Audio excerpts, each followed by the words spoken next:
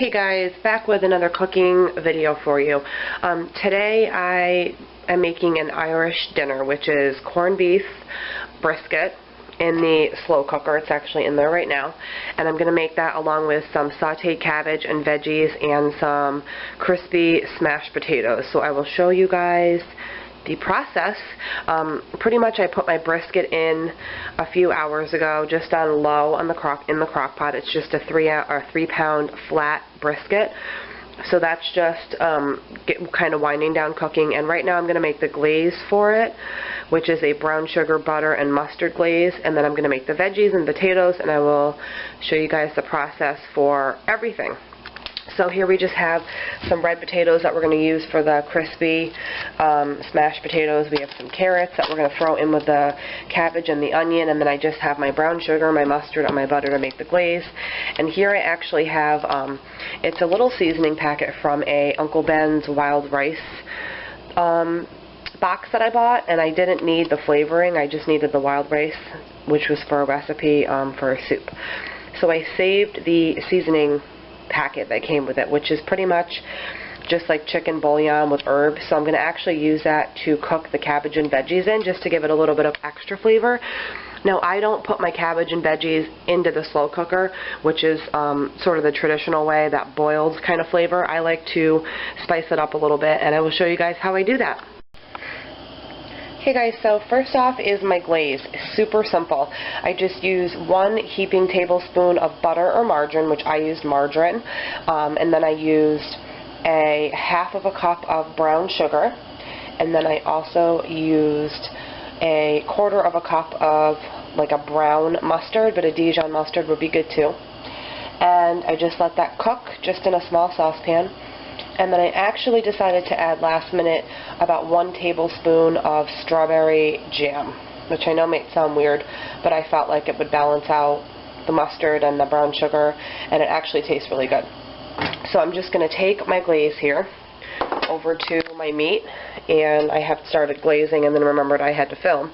So I'm just going to go ahead and glaze the meat, which is still hot, and it's actually sort of resting. I'm not going to cut into it. I want to let it rest for a little while. So I'm just going to keep going here and getting the glaze layer by layer onto the meat while it rests. It's really hot, just out of the slow cooker. And I will check back with you guys on the next step, which is the potatoes. Look how good this looks, guys. I did like so many layers of the glaze, and it's starting to thicken up, and it just smells so good, and it's, oh, I just can't wait to bite into that later.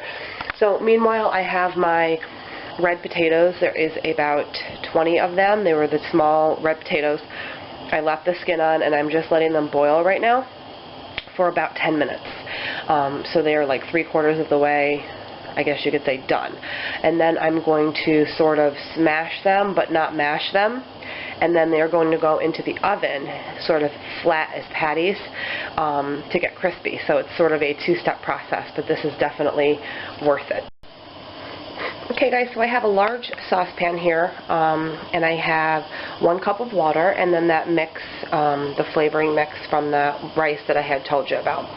So I just had brought it up to like a simmer, and then I have my green cabbage here, which I just sort of shredded. It does shrink down a lot in size, so it definitely will get a lot smaller. So I'm just putting that right into the pan, along with a yellow onion, or white onion. I would say like a medium-sized one. So I'm just getting that right in here on top of that broth. Just want to get it all in. And then I have just this bag with, I would say, about a cup and a half of carrots. I'm just going to throw that in too. They're already sliced, which is great. So yeah, I'm just going to sort of spread this out. And I'm not going to add salt or pepper right now, because I want to let the veggies cook down a little bit before I start adding especially salt, just because that mix definitely has salt in it. So yeah, I'm just going to kind of stir this all around and bring it back up to a, simmer, and kind of let it cook away. My potatoes are still boiling, about 5 more minutes, and I will show you where they go next.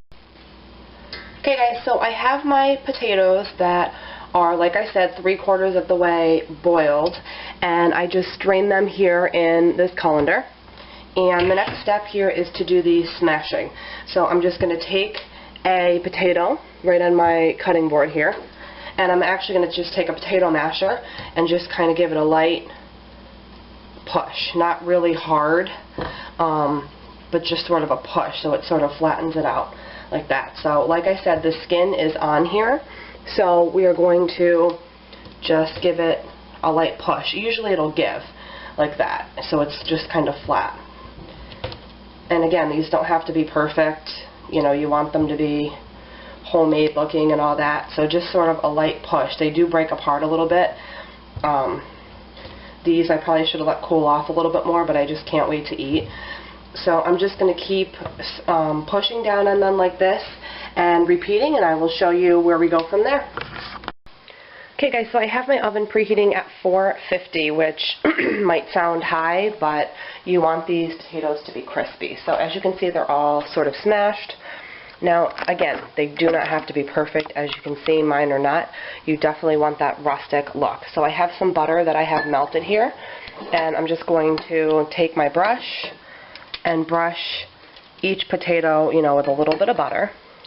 This helps flavor and get it really crispy. So I'm just going to keep brushing my potatoes with the melted butter, and then I'm going to salt and pepper them and put them in the oven so they get nice and crispy, again at 450. Okay, so I have this tray buttered, salted and peppered, and I have this tray buttered, peppered, and Parmesan cheesed instead of salt. So as you can see, they're just all, you know, looking delicious, and they're going to go in the oven right now, again 450 for about 15 minutes, and then it's time to eat. Okay guys, so my cabbage and veggies are done. As you can see, most of the liquid absorbed. There's a little bit there. And I just tasted it to see if it needed salt or pepper, and it doesn't. It tastes amazing. I'm so glad I saved that little flavor packet from that rice, because I was going to just throw it out. But it really helped give these veggies flavor. Again, you can easily put everything in a crock pot and just boil it in water. There's nothing wrong with that. I like that. I like traditional, you know, boiled vegetables for, you know, with corned beef as well. But I just like to find a little bit of extra ways to give them a little bit more dimension, and I feel like they're a little bit more crispier rather than mushy in the crock pot. But again, that way is fine too. This just added that little bit of extra flavor. So I'm about to slice up the corned beef. The potatoes are in the oven, and then we are going to bring it all together here. Okay, so we're ready to plate up. We have the cabbage and veggies.